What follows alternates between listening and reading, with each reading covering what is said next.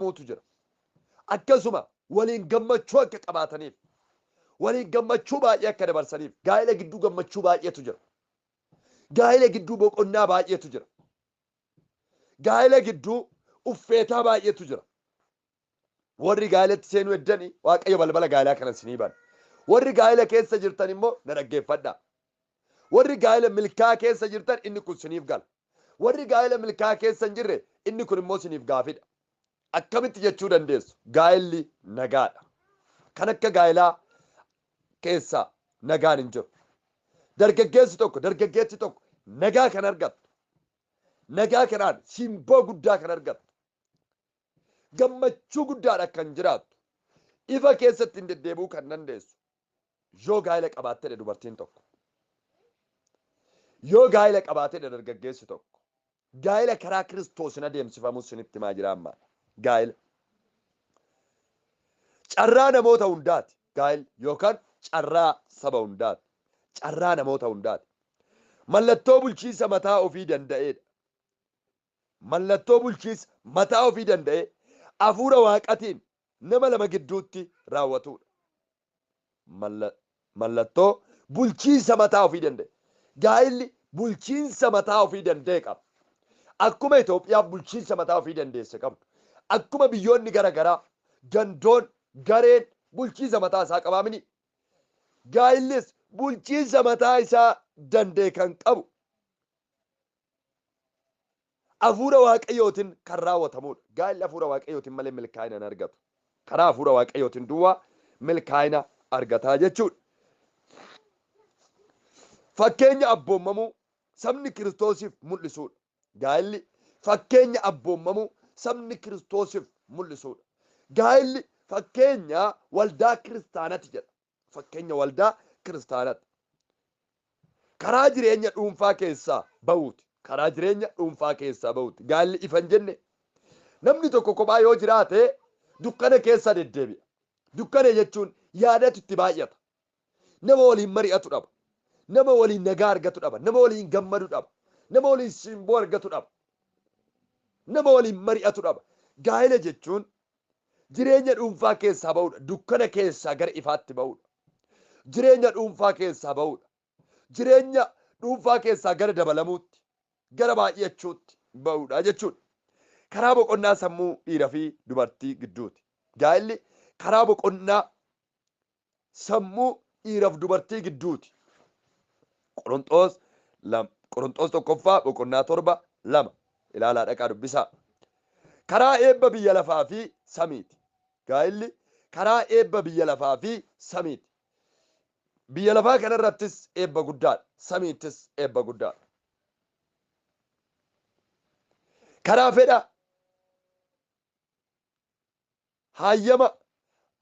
fedha haayyamaatiin dubartiif dhiirri wal gargaaranidha. Karaa fedha haayyamaatiin dubartiif dhiirri maal ta'anidha? Wal gargaaranidha. Qorontos tokkoffaa boqonnaa 7:3 dhaqaatii dubbisaa. Gammachuu nama lamaa gidduutti adeemsifamudha. Foolii urgaa waaqayyotti toluudha. Karaa ulfinaati. Efesoon boqonnaa 5:32. Karaa qulqullummaati. Qorontos tokkoffaa boqonnaa 7:4. Tokko tuqaa lama keessa waan isinii deebi'aa jiruuf dhiifama hojjenni. Tokko tuqaa lama. Gaa'elli yoom jalqabe? Gaa'elli kun yoom jalqabe? Waggaa meeqa gaa'elli erga jalqabe? Bara kami gaa'elli kan jalqabe? Eenyu irratti jalqabe gaa'elli? Isa kana beekuun nu barbaachisa jechuudha. Gaa'elli duruma irraayyuu jalqabee dhaabbata waaqayyoon jalqabameedha. Waaqayyo bantii waaqaaf lafaa uume. Wantoota bantii waaqaaf lafaa keessatti uumaman kana hundumaa uume guyyaa ja'affaatti ilma namaa akka uume caafni qulqullaa'aan ragaa nuu ba'a. Keessattuu macaafa seera uumamaa boqonnaa 1 lakkoofsa 26 irraa macaafa seera uumamaa boqonnaa 2 lakkoofsa 7 irraa ilma namaa waaqayyo akkamitti akka uume caafni qulqullaa'aan ragaa nuu ba'a. Boqonnaa 2 lakkoofsa 22 irraa kaasee akkamitti waaqayyo namicha dhiirarraa yookaan addaam irraa dubartittii akka uume waaqayyo sagalee isaatiin ragaa nuu ba'a. Gaa'elli iddoo sanii jalqabe. Gaa'elli eessaa jalqabee waaqayyo namicha irriiba guddaa raffisee cinaacha isaa tokko keessaa foon isaa tokko keessaa qaama isaa tokko keessaa dubartittii akka waaqayyo isaaf uume. Dubartittiin uume tuni eenyudha jedhee waaqayyo akka gaafate. Innis namee kooti gargaartuu kooti jedhee kallattiidhaan Addaam ragaa ba'eera. Haadha manaa jechuun gargaartuu ofii jechuudha. Haadha manaa jechuun namee ofii jechuudha. Nama ofii qaama ofii jechuudha. Qaama kooti. Kaleessaa cinaacha isaa keessaa tokko keessaa uume waaqayyo. Har'a hoo haadha manaa amma of jalaa qabnu tan. Har'a hoo haadha manaa amma namoonni baay'een gaa'elatti gaggeeffatan kan. Yoo jennu osoo ati hin beekne hafuurri qulqulluudhaan waaqayyo cinaachuma kee keessaa fuudhetti iddoo haati sun deessu keessa kaaye waaqayyo. Kanaaf haadha sanirraa waan dhalatteefis dhuftee kan sitti heerumtuuf namee keeti waaqayyotu sii kenne jechuudha. Waaqayyotu siif kenne jechuudha. Kanaaf gaa'elli duruma irraayyuu jalqabee dhaabbata waaqayyoon jalqabeedha. Dhaabbata waaqayyoon jalqabameedha. Waaqayyotu jalqabe gaa'ela. Addaamii fi Hewaanii miti. Waaqayyotu jalqabe. Eenyu irratti jalqabe waaqayyo? Addaamii fi Hewaan irratti jalqabe waaqayyo. Isaaniif jalqabe waaqayyo. Waaqayyotu jalqabe. Isaaniif jalqabe. Isaaniif jalqabe. Maaliif waaqayyo isaaniif jalqabe? Jireenya dhuunfaa keessaa akka baaniif. Dukkana keessaa akka baaniif. Tokko akka isaan hin taaneef. Jecha ofii dubbate san waaqayyo akka raawwatamuuf. Jechi waaqayyo dubbate horaatii baay'adhaa. Horaa baay'adhaa kana akka ta'uuf waaqayyo. Horanii akka baay'ataniif. Gaa'elli. Jireenya dhuunfaa nama tokko irraa nama lama wayya jedhee waaqayyo jalqabeedha. Jireenya dhuunfaa nama lama irra nama tokko irraa nama lama wayya jedhee waaqayyo jalqabeedha. Addaaman hin mari'anne, Hewaanin hin mari'anne, ergamootan hin mari'anne. Waaqayyo ofuma isaatii itti yaadee kophaa isaa of danda'a Elshaadaay waan ta'eef nama tokkorra nama lama wayya jedhee waaqayyo gaa'ela kana hin jalqabe. Macaafaa seera uumamaa boqonnaa 2:18-25 Addaamii fi Hewaan irraa jalqabe. Hanga har'aatti kan jirudha gaa'elli. Hanga har'aatti. Hanga gooftaan Yesuus Kiristoos dhufee raawwatee sagalee malakataa guddaa dhageechisee qulqulloota isaa ol bututti gaa'elli ittuma fufa. Gaa'elli ittuma fufa. Gaa'elli hin dhaabbatu. Gaa'elli hin dhaabbatu. Gaafa waaqayyo namicha lafee cinaacha isaa keessaa fuudhee gargaartuu uumuuf irraa eegaleeti. Gaa'elli kan jalqabe yoomi? Gaafa kanarraa. Gaafa waaqayyo cinaacha namichaa keessaa fuudhee gargaartuu uumuuf irraa eegaleeti gaa'elli kan eegale jechuudha. Gaa'elli mallattoo waldaa axibaa yookaan waldaa naannooti. Gaa'elli mallattoo waldaa axibaa yookaan naannooti. Gaa'elli akkuma Addaamii fi Hewaan irraa jalqabe. Gaa'elli akkuma Addaamii fi Hewaan irraa jalqabe. Tajaajilli waldaa keessas Addaamii fi Hewaan irraa jalqabe. Gaa'elli akkuma Addaamii fi Hewaan irraa jalqabe. Tajaajilli waldaa keessas abboomamuun, waaqayyoon dhaga'uun, isaaf ajajamuun eenyu irraa jalqabe? Addaamii fi Hewaan irraa jalqabe. Pheenxonni yeroo duraa, kiristaanni yeroo duraa Addaamii fi Hewaan turanii jechuudha. Haga Eden Gannat keessa turanitti. Haga lafa waaqayyo isaaniin jedhe san turanitti. Saniin booda garuu iyyuu kiristaana dhugaan turre yookaan duuka buutuu waaqayyoon turre jechuudha Addaamii fi Hewaan. Waaqayyo irraa gargar ba'an. Macaafa seera uumamaa boqonnaa 3:22 irraa dhaxxanii yoo dubbistan. Ilmi namaa biqiltuu waaqayyo kutanii nyaatin jedheen kutanii nyaachuudhaan akka nama tokkootti waaqayyo irraa gargar ba'aniiru. Waaqayyo irraa gargar akka ba'anii himaa jechuudha. Addaamii fi Hewaan waaqayyo irraa gargar ba'anii turan. Haga waaqayyo irraa gargar ba'anitti garuu iyyuu tajaajilli yeroo jalqabaa isaan irraa jalqabe iddoo qulqullummaa keessatti. Gaa'elli dirqama osoo hin taane hayyama namoota lama gidduuti. Gaa'elli dirqamaa miti. Gaa'elli fedha. Gaa'elli demokiraasiidha. Hayyama namoota lama gidduutti adeemsifamuudha. Qorontos tokkoffaa boqonnaa 3, Qorontos tokkoffaa boqonnaa 7 lakkoofsa 37 jechuudha. Tokko tuqaa 3. Gaa'elli eenyu barbaachisa? Gaa'elli eenyu barbaachisa? Namoota umriin isaanii dhiiraa ta'e waggaa 18 ol kan ta'aniif hin barbaachisa. Namoota gaa'elli eenyu barbaachisa kan jedhu mata duree qabadhaa. Tokko namoota umriin isaanii dhiiraa yoo ta'e waggaa 18 ol kan ta'e. Durba yoo taate waggaa 16 ol kan taateef gaa'elli hin barbaachisa. dhiira fedha fuudhaa qabuu fi dubartii fedha heerumaa qabaniif barbaachisa gaa'illi. Tokko fedha fuudhaa qabaatee tokko qabaachuu baannaan gaa'illi adeemsifamuu hin danda'u. Gaa'illi adeemsifamuu hin danda'u. Isaan lamaan iyyuu fedha qabaachuu qabu. Waliif fedha qabaachuu qabu. Waliif jaalala qabaachuu qabu. Naaf ta'a jettee isheenis murteechuu innis naaf taati jedhee murteechuun dirqama gaa'ila gidduu jiruuti jechuudha. Gaa'illi jechuun isa kanaa. Isheenis naaf taati anis ishee dhabnan taa'ee murteessuu qaba. Kana jechuudha gaa'illi. Warra jireenya dhuunfaa keessaa bahuu barbaadaniif barbaachisa gaa'illi. Gaa'illi eenyudhaaf barbaachisa? Akkasuma warra jireenya dhuunfaa keessaa bahuu barbaadaniif. Warra waaqayyoon sodaataniif yookaan qulqullummaa eeganiif gaa'illi barbaachisa. Qorontos 1:7 Warra maatii barbaadaniif gaa'illi barbaachisa. Macaafa Faarsaa 68:6. Warra kophaa ta'aniif waaqayyo maatiin kenna jedha. Tajaajiltootaaf gaa'illi keessattuu hin barbaachisa. Tajaajiltootaaf gaa'illi keessattuu hin barbaachisa. Raajotaaf, paastarootaaf, ergamootaaf, wangeelaawotaaf, barsiisotaaf, faarfattootaaf gaa'illi hin barbaachisa. Gaa'illi hin barbaachisa. Qorontos 1:6. Sagalichi waaqayyoo halaalummaa irraa baqadhu jedha. Halaalummaa irraa baqachuuf tajaajilaan tokko maqaa gaarii qabaachuuf gaa'illi san barbaachisa. Na fudhadhaa. Abbaa maatii afuriiti ani jaarsa. Raajii Taganuun abbaa maatii afurii ani jaarsa. Waaqayyo micayyoo tokkoo fi mucaa tokko naaf kenneera. Haadha manaa kootii fi ana wajjiniin maatii afur taanii mana keessatti galla. Waaqayyo waa'ee kootiif galataaf ulfina yaa fudhatu. Inni na baay'ise waaqayyo isinis yaa baay'isu. Inni anaaf balbala gaa'ilaa banee haala kanaan maatiiwwan naa kenne waaqayyo isiniifis balbala gaa'ila keessanii banee warra balballi gaa'ila keessanii banee immoo gara biyya keessanii yoo galtan waaqayyo maatii eebbifamoo akka isinii kennu nan kadhadhaa jechuudha. Kanaaf raajichi Isaayyaas 8:16 irratti ani maatiin koo Israa'el keessatti akka tulluu Tsiyoon taane jedha. Akka milikkita tulluu Tsiyoon. Fakkeenya gaariidha jechuudha maatiin Isaayyaas. Maatiin Isaayyaas saba Israa'el keessatti fakkeenya gaariidha. Haati manaa isaatis raajittiidha. Innis raajii ture. Kanaaf waaqayyo dargaggoodhaaf haadha manaa waaqayyoon tajaajiltu. Dhiifama wajjin dubartoota yookaan dargaggoo shamarraniitiif waaqayyo abbaa manaa waaqayyoon tajaajilu isiniif haa kennu. Gaafa kana maatiin keessan eebbifamootaa fuula waaqayyoo fuulduratti halaalummaa irraa baqadhu yookaan fagaadhu jedha ergamaan Phaawulos. Halaalummaa.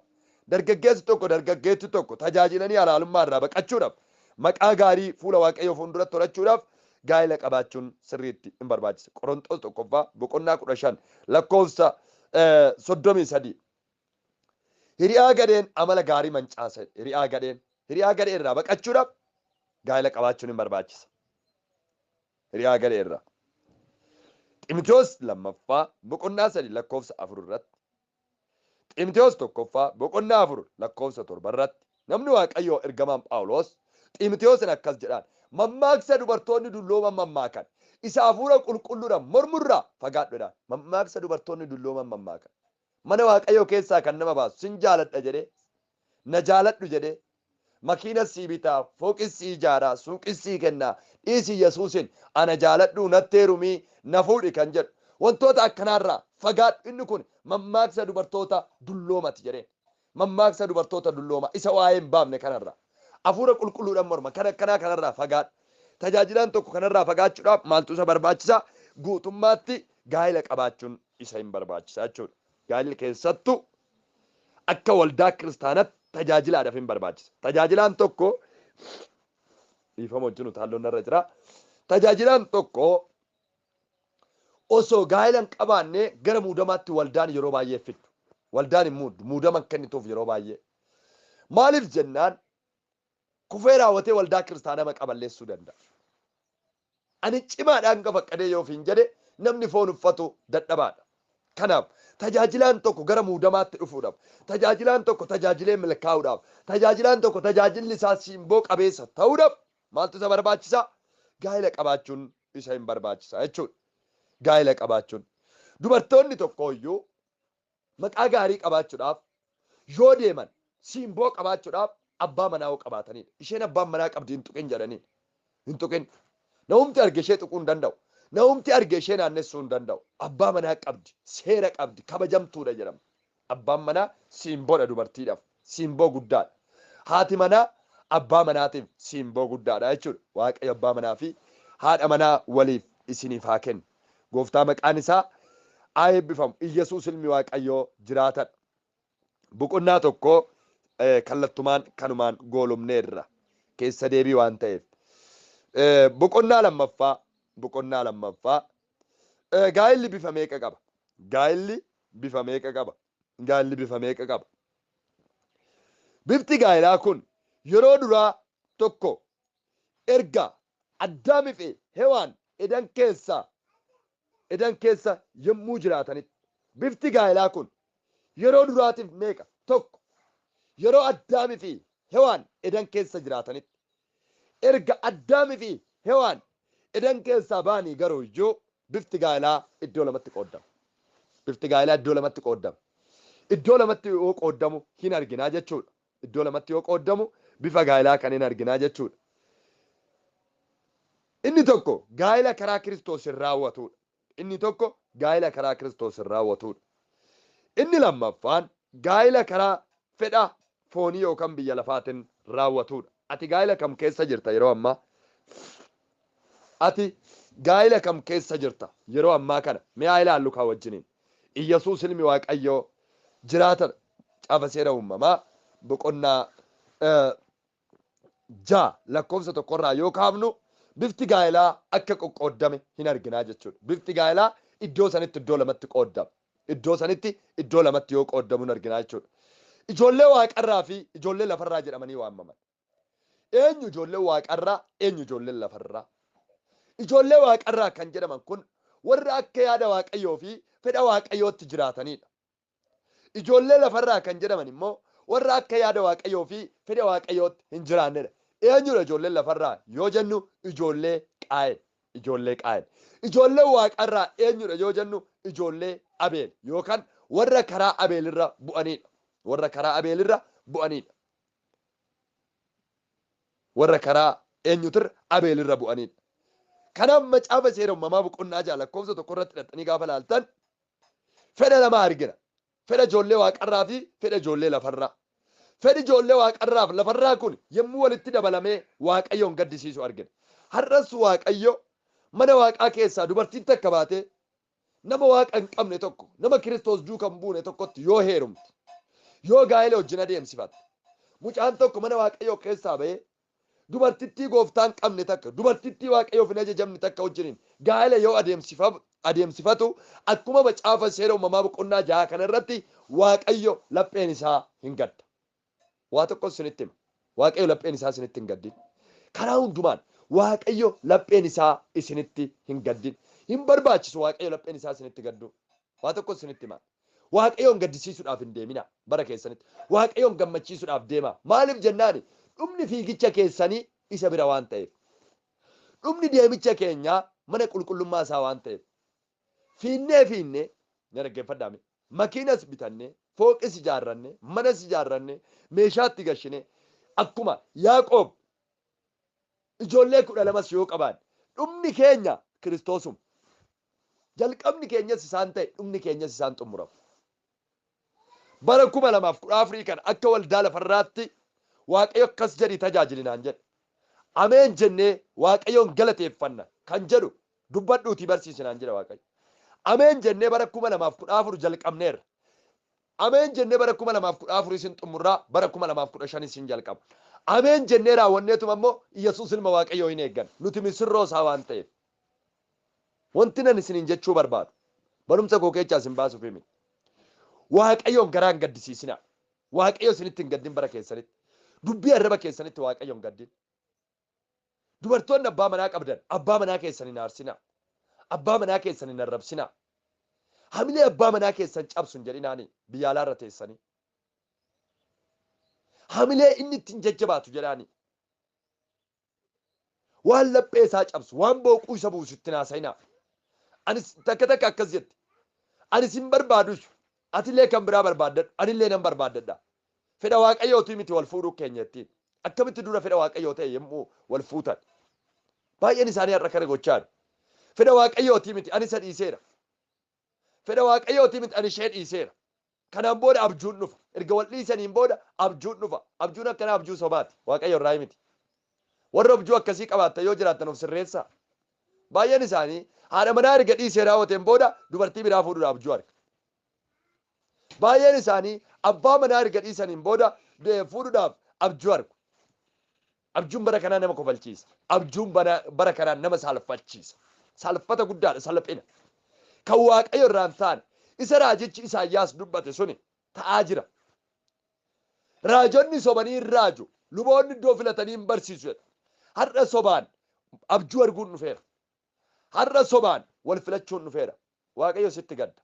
waaqayyo nutti gadda waaqayyo gaddisiisuun barbaadina bara keessanitti laphee waaqayyo sanitti hin gaddin keessattuu warri gaa'ela qabdan laphee waaqayyo ofitti gaddisiisina keessattuu warri gaa'ela barbaadan laphee waaqayyo ofitti gaddisiisina nama si'a tokko si'a lama ilaallachuu hin dandeessa kana yoo siin jedhu namni tokko waaqayyoon eenyutti heeru mee naa kenni jettee kan si gaafate suni miilli isaa natsaa taanan harki isaa fayyaa taanan iji isaa nagaa taanan eegasii ta'e qabadhu kana caalaa boqqolloof qamadii miti kan filattu keessa deemtee jechuudha filannoo dhuunfaa waaqayyo sii kenne naaf filannoo keessa oo deemtu nama rakkisa namni filannoo baay'isu waan hin taane bita gabaa keessattuu kanaaf filannoon baay'isinaa waaqayyo akka heerumtu jechuudha filannoo sii kenne jechuudha mirga sii bane jechuudha kanaaf isa argatte san qabadhu isuma san gorfadhu qabeenya dhuunfaa godhadhu dubartoota soo ta'e dhiira soo ta'e akkas godha waliin hiikinaa walii kun fedha waaqayyootii miti harki waaqayyo walii kuu keessa hin jiru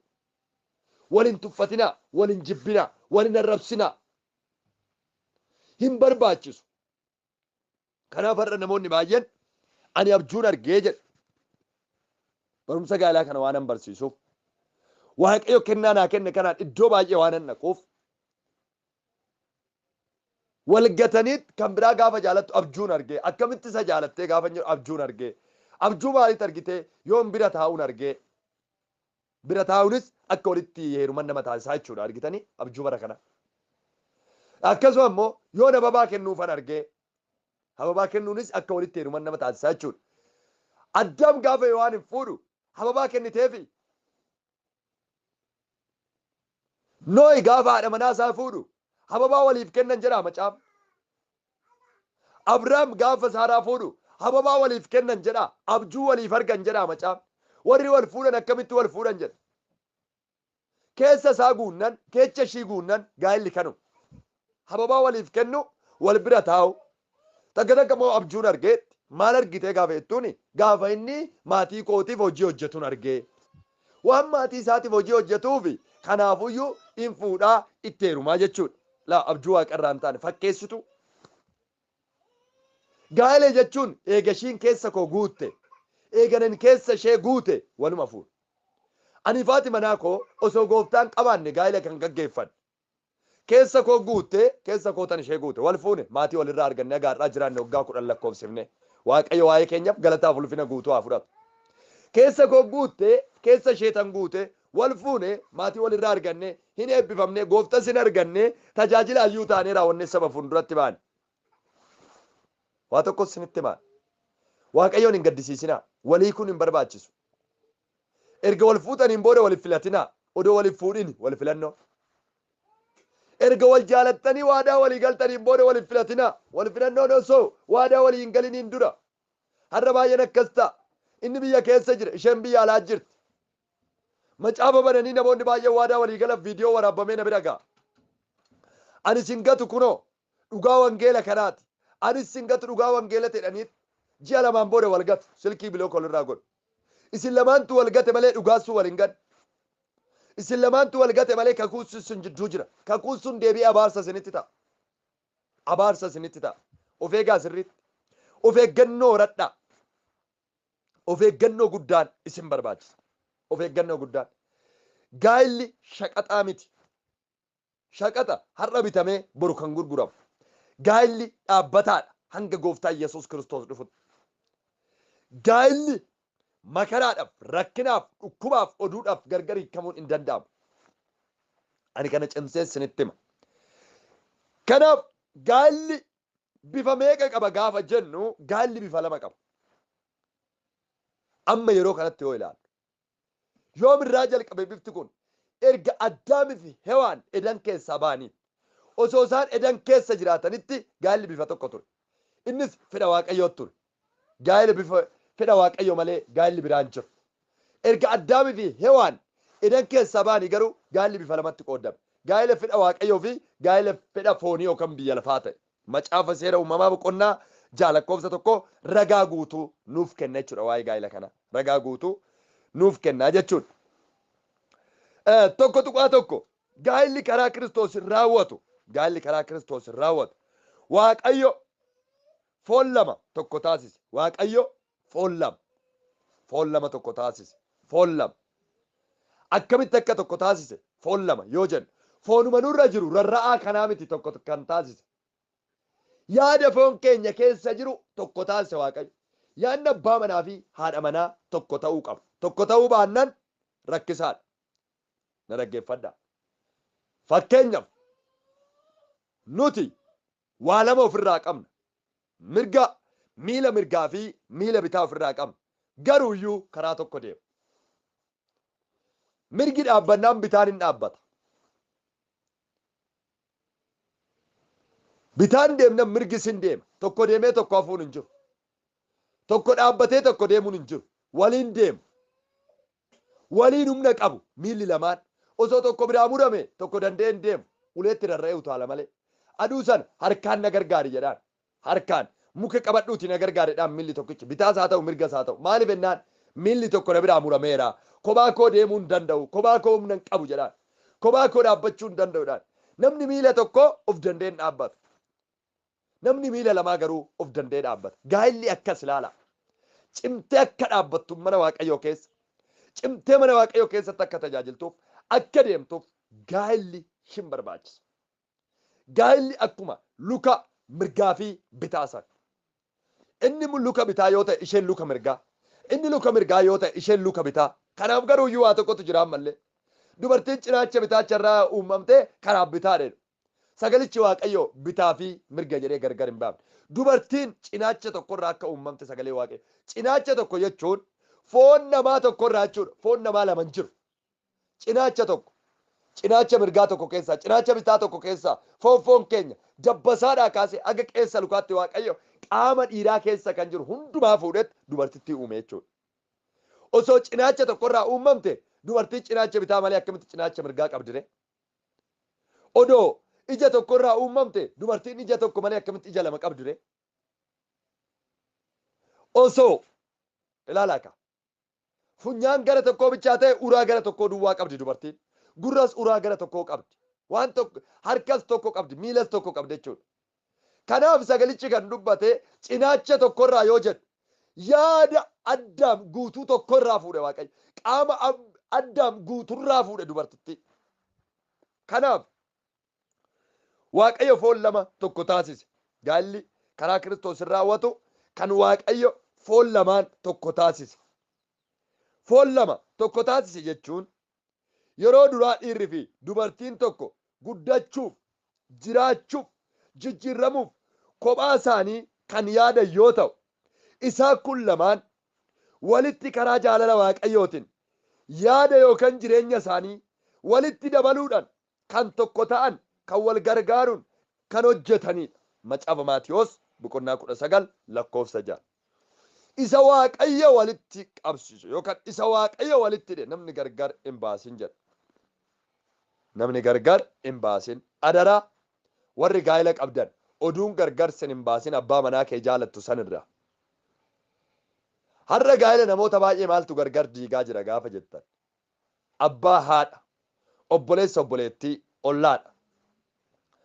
Inni birrii kee fixee jira, akkas ta'ee jira. Inni mana siif hin ijaarre, inni maalii siin hin goone, kanaafuu isa dhiisi jedhee waan jedhaniif birriidhaaf jettee abbaa maatii ishee gatti baay'een.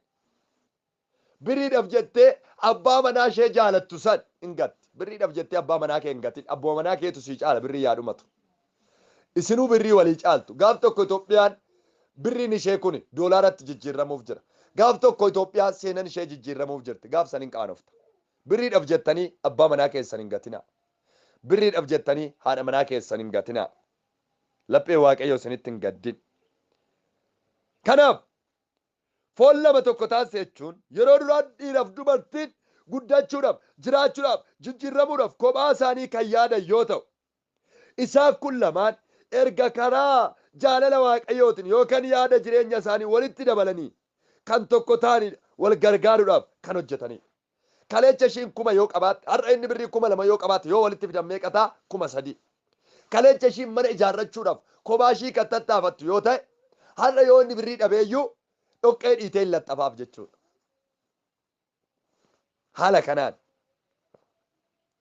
gaa'illi karaa Kiristoosiin raawwatamu fakkeenyaaf waa'ee qeerrummaa fi dargaggummaa ilaaluu ni dandeenya jedha. Dursa waa'ee isaanii beekuun nu barbaachisa. Waaqayyo nu gargaare guyyaa Qidaamee wajjin baran. Waa'ee qeerrummaa fi waa'ee dargaggummaa. Qeerrummaa jechuun maal jechuudha? Dargaggummaan maalidha? Gaa'ila karaa Kiristoosiin gaa'ila yookaan fedha karaa Kiristoosiin raawwatamu kana beekuudhaaf waa'ee qeerrummaaf waa'ee dargaggummaa beekuun nu barbaachisa. Eenyutu qeerroodhaa? Eenyutu dargaggoodha? Waa'ee qeerroof dargaggoo erga beektanii raawwattaniin booda macaafa keessa jira waa'ee qeerrummaa fi dargaggummaa. Kanaaf isa kana gargar erga baafneen boodatti ittuma deemnaa Egzaabeer eenyaa yiradaa. Waaqayyo nu gargaara. Waaqayyo isin gargaara. Hin kadhanname. Warri gaafii qabaattan garuu dhuftanii keessan na gaafachuun mirga guutuu qabdu. Gaafii warri qabdan. Warri gaafii hin qabne garuu iyyuu ameen jettanii idduma kanatti fudhachuun mirga guutuu keessan. Mootii ardiif samii amanamaaf jiraataa kan taate galanni ulfinni siif haa ta'u. Kuna Waaqayyo gooftaa karaan eebba keetii keessaa tokko gaa'ela. Karaan siimboo dhalootaa keessaa tokko gaa'ela. Karaan ati sabaaf qopheessite keessaa tokko gaa'ela. Sabni halaalummaa xuraa'ummaa ejjummaa irra baqatee qulqullummaatti kan jiraatu gaa'ilaan dargaggoo dargaggeettiin. Maqaa Yesuus Kiristoos sagalee dhagaan kanaan baay'een isaanii warri wal lolan akka araaraman. Warri lapheen isaanii walitti gadde dhiifama akka wal gaafatan. Warri balballi gaa'ela isaanii cufan akka banamuuf ani sin kadhadha. Hunduma goota ulfaadha. Eebbifamu maqaan kee. Ameen.